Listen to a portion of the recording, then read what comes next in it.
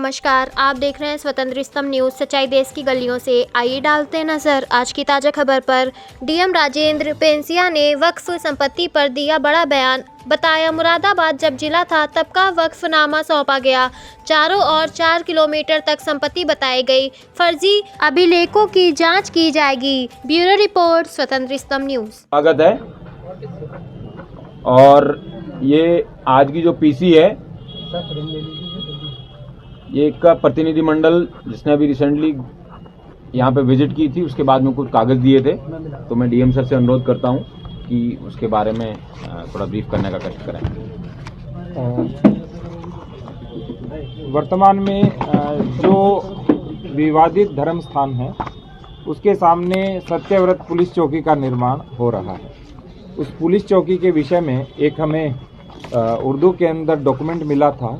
इस डॉक्यूमेंट का अनुवाद भी उन्होंने दिया था। ये हमारे पास एक अनुवाद है पूरा, जो इसके अंदर कुल 20 बिंदु दिए हुए हैं और उन 20 बिंदुओं में लिखा हुआ है कि ये चारों ओर उत्तर दक्षिण पूर्व पश्चिम की चौहद्दी या बाउंड्री है और इनके बीच की संपत्ति वक्फ है। 23 अगस्त 1929 को मोहम्मद अब्दुल समद, जो निवासी मोहल्ला कोट संभल है, उस समय जनपद मुरादाबाद था, उनकी ओर से एक अनरजिस्टर्ड वक्फनामा सामने आया है। उसमें क्रम संख्या 1 से 20 तक जो संपत्तियां हैं उनका भौतिक निरीक्षण और अभिलेखीय परीक्षण त्रिसदस्यीय समिति ने किया है, जिसमें हमारे यहाँ के एसडीएम, सीओ और यहाँ के ईओ तीनों लोग थे।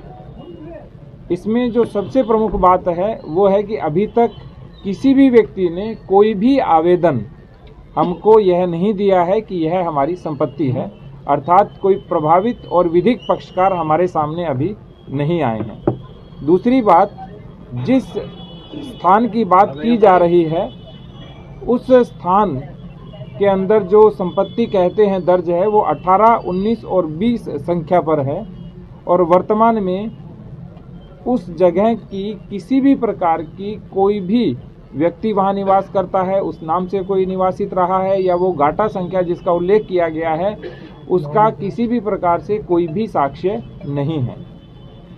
तीसरी बात, यहाँ कुछ जो क्रम संख्याएं मैं आपको दिखाऊंगा। हमने इस तरह से चौहद्दियों का निर्माण कराया, जो परीक्षण किया हमारी पूरी टीम ने।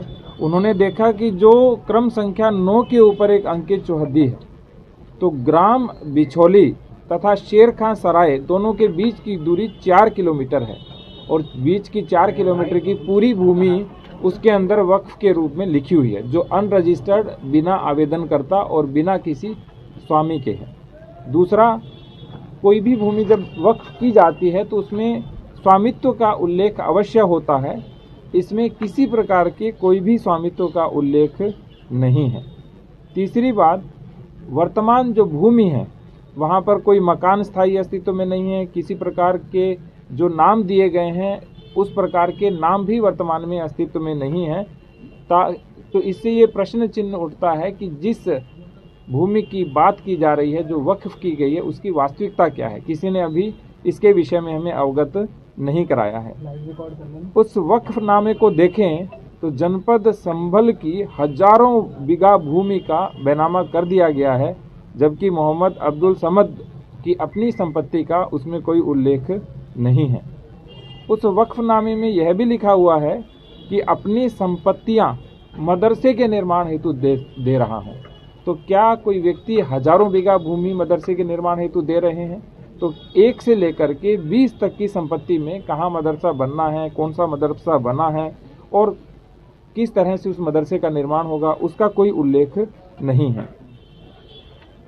इसके बाद जो नगर पालिका के आसपास का क्षेत्र जितना भी है हमारा, जिसमें सारे सरकारी स्थान हैं, जिसमें तहसील है, पुलिस थाना है, पुलिस चौकियां हैं, डाकघर है और जो विवादित धर्मस्थल है, श्री कल्की मंदिर है, वो भी उन चौहद्दियों के बीच में ही आता है। तो जो अनरजिस्टर्ड, अनवेरीफाइड जो बैनामा है और जो 50 रुपये के स्टाम्प के ऊपर दिया गया है, तो उसके अंदर सारी संपत्तियां भी एक तरह से वक्फ के रूप में लिखी हुई हैं।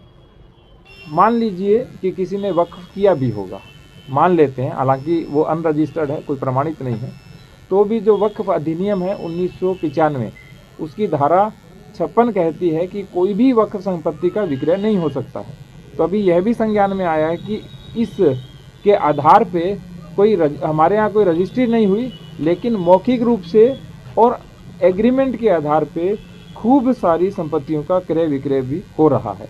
तो जो कमेटी की रिपोर्ट है एसडीएम, सीओ और ईओ की, उन्होंने प्रथम दृष्टया संपत्ति क्रमांक संख्या 1 से 20 तक की सारी जो चौहद्दियाँ हैं उन्होंने बताया है कि ये फर्जी प्रतीत होती हैं, और जो संलग्न वक्फनामा है उसके दस्तावेज भी फर्जी प्रतीत होते हैं।